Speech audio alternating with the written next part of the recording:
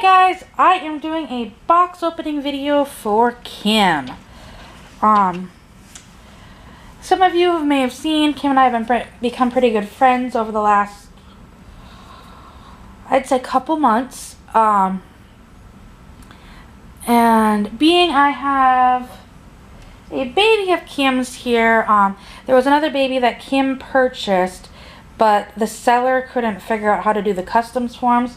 So she asked if she could have her shipped to me and then I would just forward it on to her. And I said yes. And then she said, will you do a box opening for me? And I said yes. So this is Kim's baby. I honestly don't even remember what kind of baby it is. So it'll be a surprise for me as well as you what we're getting. It is a baby, think it over. I don't remember if it's a RealCare2 or 2 Plus. And it looks like it's a girl, excuse me, hiccup. And we're gonna be able to see her head. This angle is so hard. If we do this, okay. Looks like she's an African American. And I say she because she's got the pink shirt on that comes with them. Take her out of the box. And that really isn't important anyways.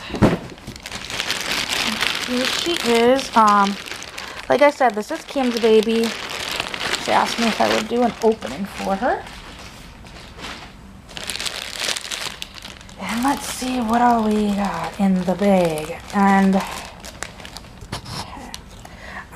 Kim has told me what she's going to name her. I don't remember. Let's check what she is first. She is a RealCare2 baby. And I'm not going to show girly parts, but yes, I can feel this is a girl. And she is an African American dark baby. Which, I love these little faces. Whoever did the mold of their African American, I mean, my ultimate favorite, everybody knows, is the Native American. But, whoever did this African American sculpt, it's the same sculpt for the light and the dark, it's just the tint of vinyl that they use. But whoever did this sculpt got the main stereotypical characteristics of a Native American, or not a Native American, an African American baby. And I just love it. I love that it's pretty true to African American heritage. And she came with her baby Think It Over bottle, one student ID, and her other diaper, which she must be wearing the yellow, so this is the green, and the key to open her her up to put her batteries in her. You know, I might put batteries in her and do a comparison.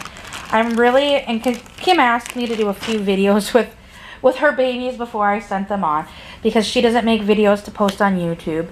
But now that I have a RealCare2 again, a 2 Plus, and then I have 2 electronic neonates plus a standard G4, I think I'm going to do a comparison video with the electronic babies. I think that I'm going to do that. I planned on doing one between my RealCare2 Plus and the electronic neonates. I really wish, as much as I don't really like them, I really wish I had a G6 or original RealCare just to kind of do a comparison on all of them. But I really don't want to buy one of those because I know I hate their cry. I'm not fond of the neonate cry, which is even worse than the baby Think It Over cry for the G6. The only reason why I got an electronic neonate was because A, they're rare and I love my neonates. B, being the schedule so quickly, it goes through very quickly. Thought it'd be fun for my kids. So they keep wanting to play with my RealCare2 Plus, but the schedule is just so sporadic and hectic, and they might cry and they might want to be fed for like 40 minutes, and a 5 and 7 year old don't have the attention span to sit for 40 minutes to feed a doll. So there will be a comparison video coming up on them, and then they will get shipped off to Miss Kim. Like I said, she's told me her name, and I really don't remember. Like, I have got such a bad memory. Since my son had his surgery, I can't even think of what day is today. There's been a lot going on since he had surgery, and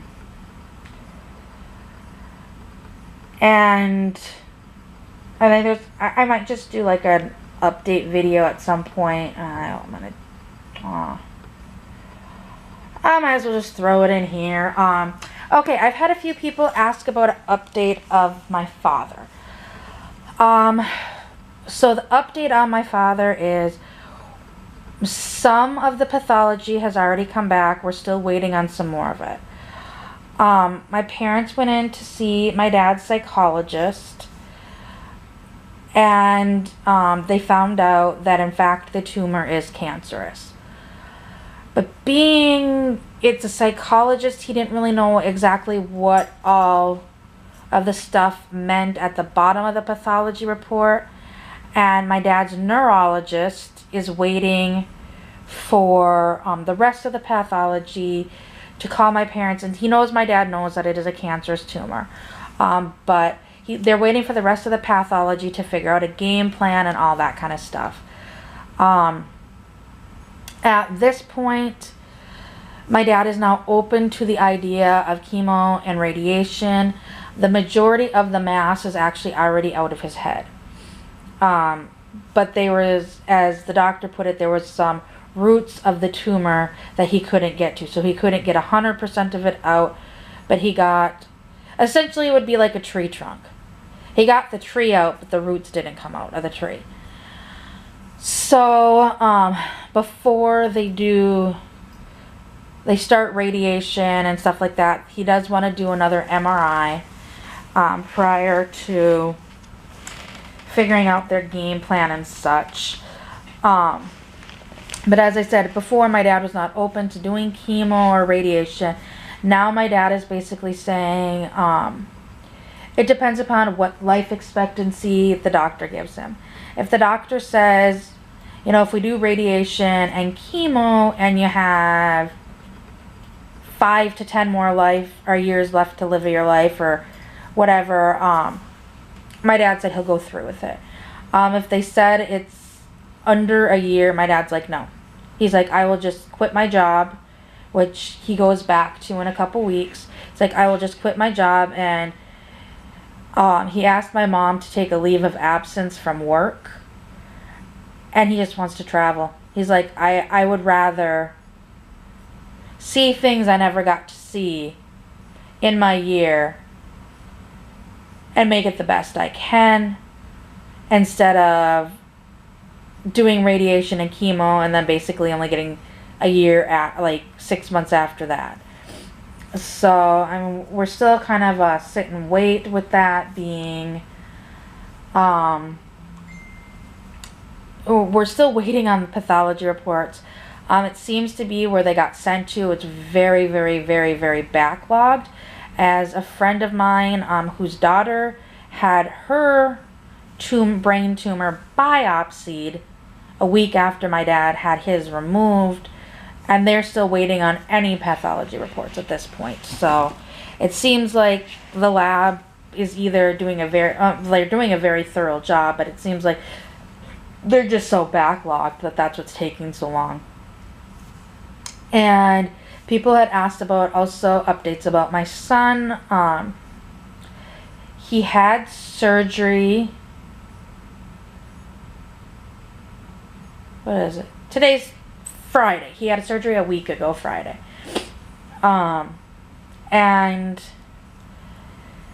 The surgery itself was very quick. Like, we had to be there at 10 o'clock in the morning, and we got all checked in. They got him into his room. They had us sign a few papers. And, like, from the point he got to his room till us taking him to the OR was, like, literally, like, 10 or 15 minutes. It wasn't very long. And in surgery itself, it wasn't even an hour, I don't even think. Before the doctor... They said the nurse was going to call us when surgery was done. And actually, the doctor showed up before the nurse came in.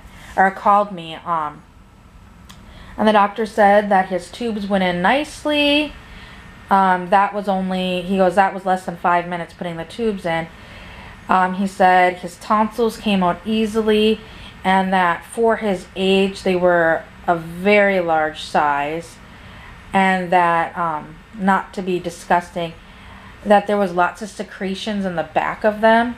And he goes, yeah, it was, once they came out, it was clear that we made the right decision taking them out, because he goes, those secretions will harbor the bacteria and the viruses, which then in turn will get him sick. And then he said that his adenoids were pretty bad. They scale the adenoids on a scale from 1 to 4+. And 4+ means that basically the adenoids are completely butt up against each other and there's nothing getting in between them. 4 was they're touching. 3 is they're almost to touching, but they're not quite touching. 3+ was they're almost touching but not quite touching. And his were a 3+. And he's like, I wouldn't be so... He goes, honestly, he goes, I'm glad we took them out, because if it's a 4 or 4+, he goes, those are the people that typically have sleep apnea and stop breathing at night. And he goes,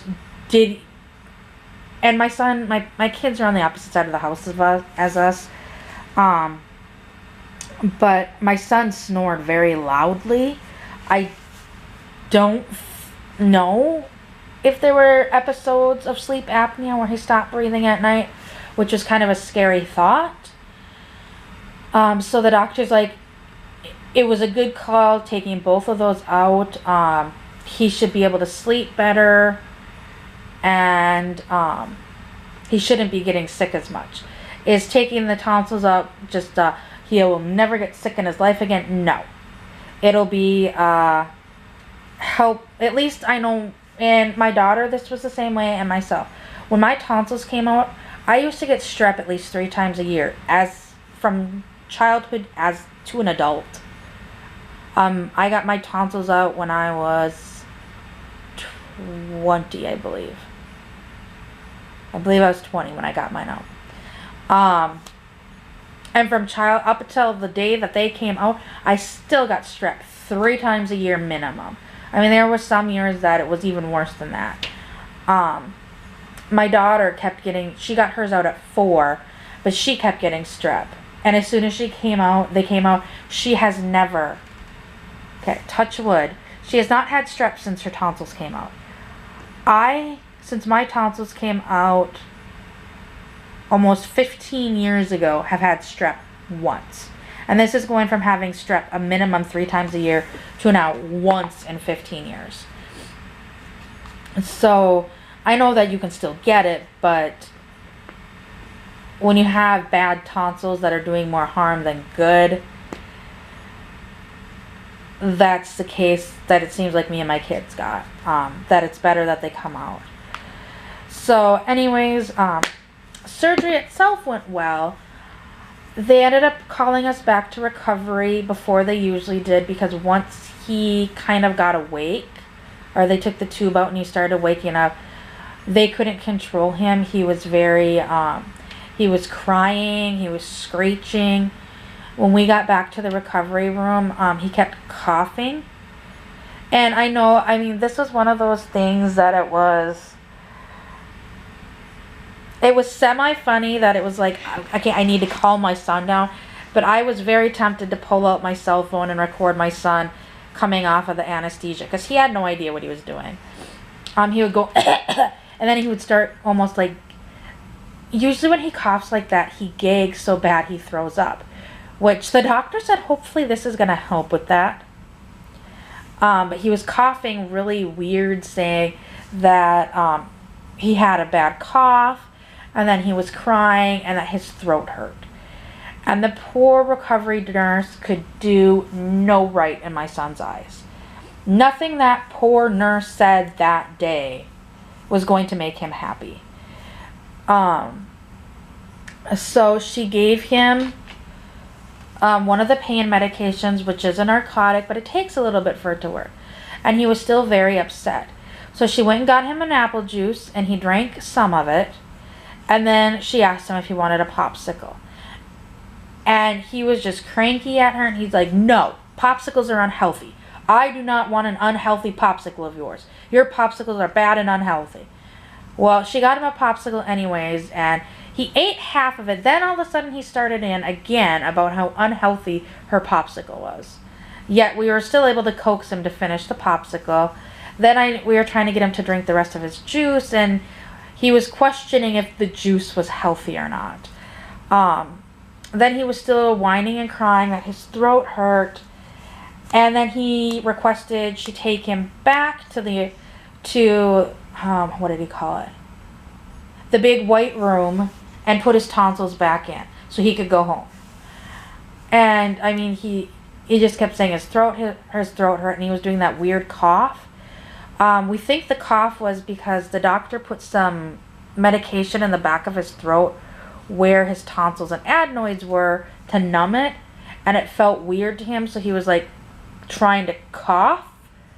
And there, once again, not to be disgusting, when they take tonsils and adenoids out, they basically make huge scabs. They take them out and make like these huge scabs to cauterize the blood vessels. That scab is going to be there for up 2 to 4 weeks. It'll slowly, as he eats, like as his throat heals and he eats, just like a scab on your hand, it like edges will start peeling up, and the bigger, like the center of the scab will still be there, but the edges will kind of start peeling up and breaking off.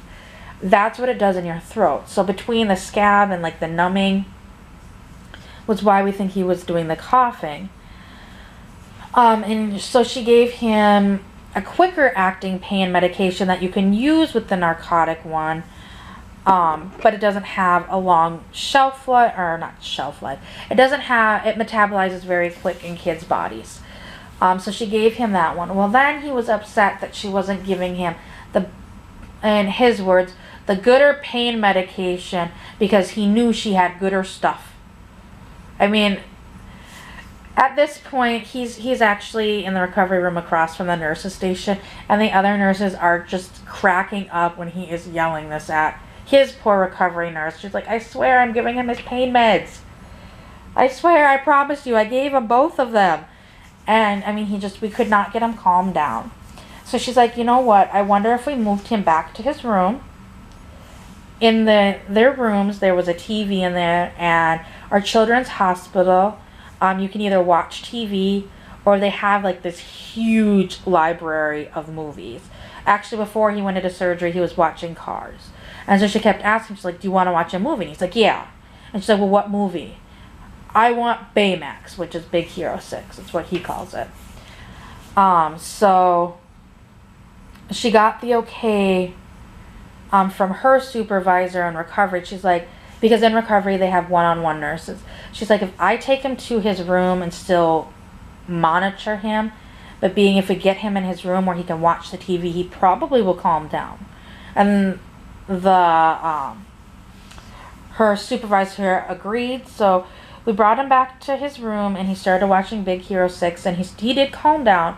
The problem was between the two medications and him calming down, he got very relaxed, and he would start falling asleep. Well, that in itself isn't a problem, but the problem was he'd stop breathing. And he was still hooked up to all the monitors, and